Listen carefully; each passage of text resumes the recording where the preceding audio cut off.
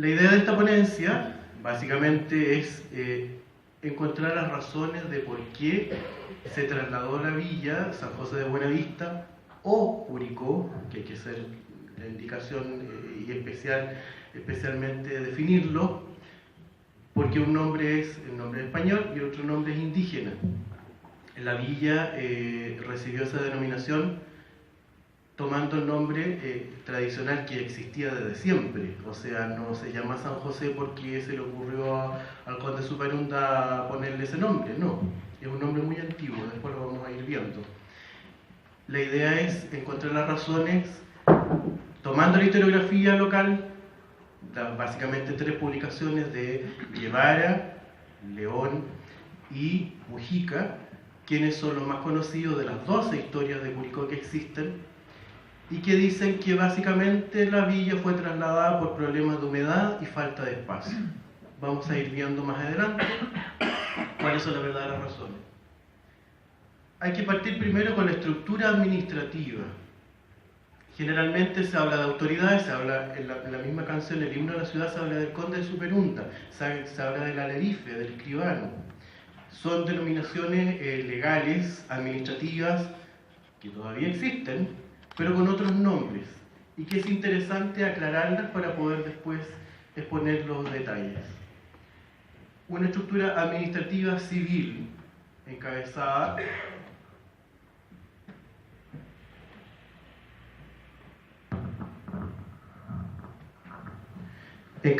por el rey de España, una autoridad, el virrey del Perú, que está en Lima, en el Perú, la audiencia, que también está en Lima, y la audiencia en Santiago de Chile, nuestra capital. Luego la autoridad dependiente del virreinato es el gobernador del Reino de Chile. Y específicamente para nuestro territorio, vale decir la policía local, el funcionamiento básico de la vida civil es el Cabildo de Santiago. Por ejemplo, un delito antes de la creación de la villa, o el valor del precio del pan, lo daba el Cabildo de Santiago. Él nombraba a las autoridades que venían a regir distintos aspectos de la vida cotidiana acá. Finalmente tenemos el corregidor, que tiene las funciones de justicia mayor, capitán de guerra, en el caso de nosotros el partido del Maule, que es la región del Maule actual. El corregidor viene a ser la autoridad del intendente regional. Y finalmente el teniente de corregidor de Curicó, por eso les decía al inicio, San José de Buenavista o Curicó. Curicó es toda la comuna actual. Había un teniente corregidor en Rauco, en Teno, en Molina, que en ese tiempo se llamaba Lontué, etc. Luego tenemos una estructura administrativa religiosa. El Papa y el Rey de España. El Rey de España tenía el derecho de patronato, vale decir, él nombraba a los obispos. Por ende, también el gobernador en Santiago designaba quién iba a ser el cura párroco, quién iba a hacer la tramitación para presentar un deseo de la comunidad para abrir un convento, por ejemplo, un hospicio, etc. La autoridad estaba en esas manos. El arzobispo en Lima, el obispo de Santiago de Chile, que dependía de la sede de limense, y en el caso más particular de nosotros, el cura doctrinero de Chimbarongo, y más particularmente en nuestro territorio, los padres franciscanos entre 1784 y 1745. Y hay otra estructura también interesante de graficar, que es la estructura espacio-territorial. En la parte de arriba está la ciudad de San Fernando, la villa de San Fernando el Real, Curicó está en el medio, abajo está San Agustín de Talca.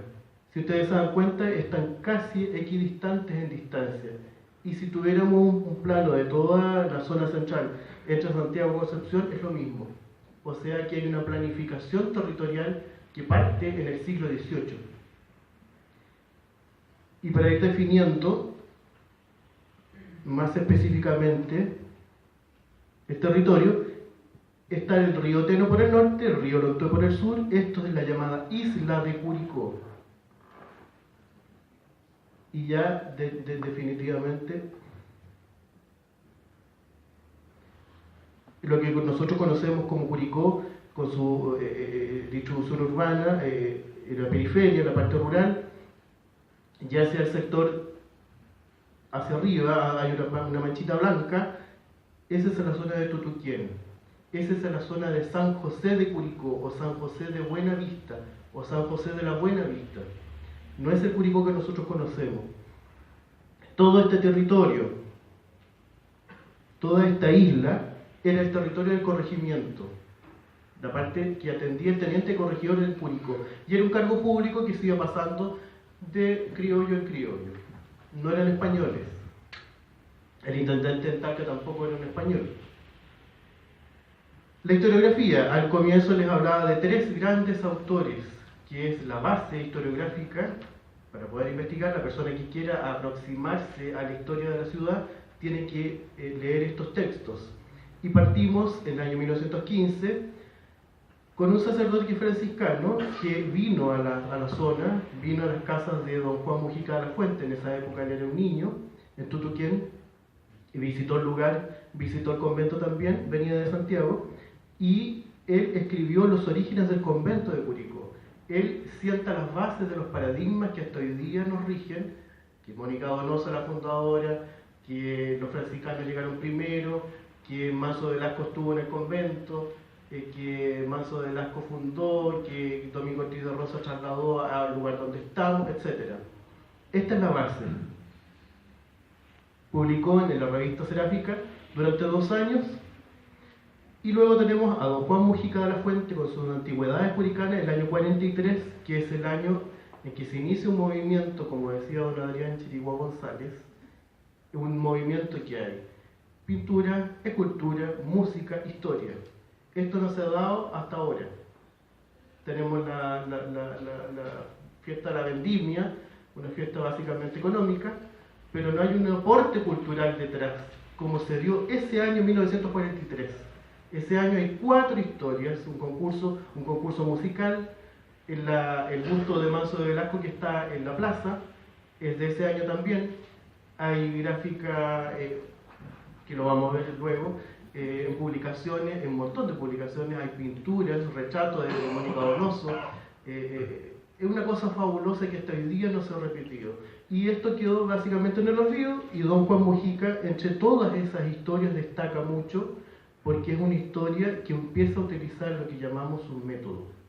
Él cita, va a las fuentes, y el manuscrito lo dejó en el convento de los franciscanos, que después, con la partida de los frailes, está en la bodega y en el depósito de los franciscanos en Santiago. Luego tenemos otro de los grandes historiadores, don René León Echaíz, con su historia que empieza a publicar en la revista chilena de Historia y Geografía, que es el órgano de la Sociedad Chilena de Historia. En esta revista la publica desde el año 48 hasta el año 51. El año 52 publica en tomo la que llamamos Historia de Curicó, la era colonial, que básicamente es para el tiempo que estamos trabajando ahora, estamos poniendo. Y después, el año 68, nuevamente tenemos un hito en que el Consejo de la Ciudad apoya económicamente a este historiador y saca la historia de la ciudad en 2 tomos, que es la conocida. Hasta ahí, concretamente, no hay ningún movimiento cultural concreto, histórico sobre la ciudad que se haya repetido hasta el día de hoy. Esta es la base, este es el sustento de nuestra historia. Les hablaba yo de las publicaciones del año 43 del señor Héctor Aravena. Él es miembro de la Academia Chilena de la Historia y de la Sociedad Chilena de Historia y Geografía, pero él da a entender, esta es como las revistas del Mercurio que vienen los días domingos, la revista de la prensa. El estilo de publicación para la época es lo mismo que se hace ahora. Él difundió el paradigma de que doña Mónica Donoso es la fundadora de la villa. Hay muchas otras publicaciones, escogí esta específicamente, que es un homenaje a la revista El Viaje de Ferrocarriles del Estado de esa época. En 1995 aparece el trabajo del doctor Santiago Lorenzo Echafino, de la Universidad Católica de Valparaíso. Él hace un trabajo de investigación para todas las villas y ciudades principales de la zona central y publica lo que los otros historiadores que ya hemos presentado, hemos visto, no aportan, que es el acta de fundación, la toma de posesión, la carta en que los vecinos piden que se funde la villa, y el acta en que el rey don Felipe V básicamente da su visto bueno. Ahora, tenemos el origen de la villa y su primitiva planta entre 1784 y el 43. Pero hay que partir con el pueblo de Curicó. Y fíjense en esa fecha, 1688. Yo les hablaba de San José de Buenavista o San José de Curicó. Si ustedes observan este texto, este es un testamento de don Fernando Martínez de Medina, y está fechado el 9 de abril de 1688 en San José de Curicó, jurisdicción del Maule. Lamentablemente no lo subrayé, pero en la parte de arriba y al costado aparece la palabra. Esto es uno de los documentos más antiguos que hablan del nombre. Vale decir, toda esta historiografía que tenemos con esta documentación empieza no a entrar en duda. Yo quiero que se formen una imagen ustedes de que no se ha construido bien la historia. La historia es un proceso de investigación lento. Tomen en cuenta ustedes que si hoy día cuesta acceder a los documentos, cuesta acceder a los archivos, en esa época, hace 70 años atrás, era mucho más difícil. Entonces, no es que no hubiera falta de investigación, es que no había acceso a la documentación. Entonces, como pueden ver, constatar, desde 1688 ya se llamaba San José de Curicó. Este documento está firmado por el obispo de Santiago, don Juan de Sarricolea y Olea, fue obispo de Santiago durante 5 años. Él firma en 1734 la autorización para que los franciscanos lleguen aquí. Llegaron al año siguiente, el año 35, en febrero. Él aquí habla de que la isla de Curicó está rodeada de agua por los ríos Tenelontué, una dificultad para habitar, hay mucha población, 4.000 almas en cifra cerrada, y da su autorización para la elección canónica del convento. Él es el obispo. Adolece la historia generalmente de falta de iconografía. Generalmente tenemos idea de nombres de personas, pero no de sus rostros. Este es el obispo que autorizó. Y dentro de la escritura, que la letra ya más ampliada, nuevamente aparece el sitio de San José de Curicó, junto a la capilla y en Casa Antigua. El donante es don Francisco de Iturriaga, que da las tierras el 5 de febrero del año 35 para que los frailes hagan convento. O sea, está hablando de que hay una población ya constante de gente y que se ubica en el sector del estero Quetequete, que es la ruta que va de Curicó hacia la costa, un poco más allá del cementerio arqueológico. La autorización del rey de España, el año 1786, está la firma de él, de don Felipe V. Nuevamente tenemos un detalle, aquí se habla del pueblo de Curicó. Entonces tenemos San José de Buenavista y Curicó, por separado. La fundación, 9 de octubre de 1743. Ya les hablaba de los rostros, que no tenemos iconografía clara. El rostro de la izquierda, que es obra de Cristóbal Lozano, en 1758, está en Lima esta tela. Ese es el rostro de don José Antonio Manso de Velasco, gobernador de Chile. Se hizo una copia después un poquito mejor, pero esa es la cara de él. Así era, así vestía. Él estuvo aquí, estuvo varios días en el año 43 y el año 47 en Tutuquén, en el convento, lo visitó varias veces y al igual que todos los demás gobernadores, era muy habitual porque los veranos iban hacia la guerra. ¿Lo viste? Él es el rey don Felipe V, a ese rey se le donaron las tierras. Está con su mujer Isabel Farnese, en el Palacio de Madrid.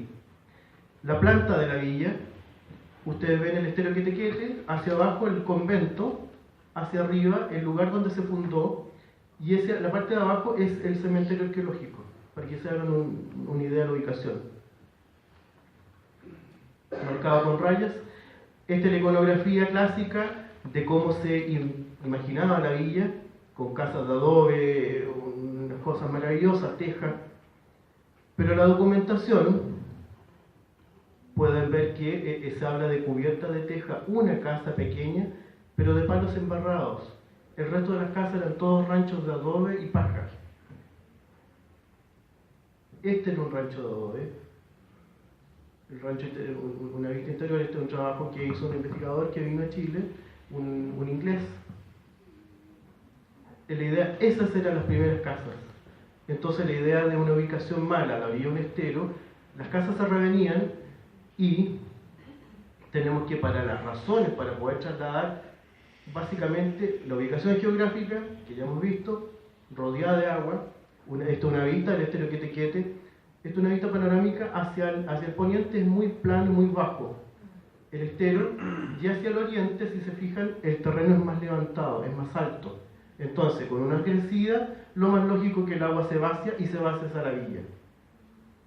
Ya tenemos la idea de que el lugar está lleno de casas de barro, vale decir, no hay ninguna posibilidad de no sufrir por las inundaciones y las lluvias. En el fondo de esa imagen se ve un punto que ampliado es la torre de la iglesia. A vista humana se aprecia con mucha facilidad la cercanía que está con la actual ciudad donde estamos viviendo. Aquí aparece un punto, ya hemos visto el tema geográfico, a un punto que es el problema del fenómeno del Niño. Este año, evidentemente, no hay una declaratoria oficial del Niño, pero sí podemos ver que las lluvias son bastante abundantes y tormentosas. Este trabajo de Luc Orlier, el año 1994, señala que el año 44, 45, 46, 47 y 48, vale decir 5 años seguidos, llovió muchísimo.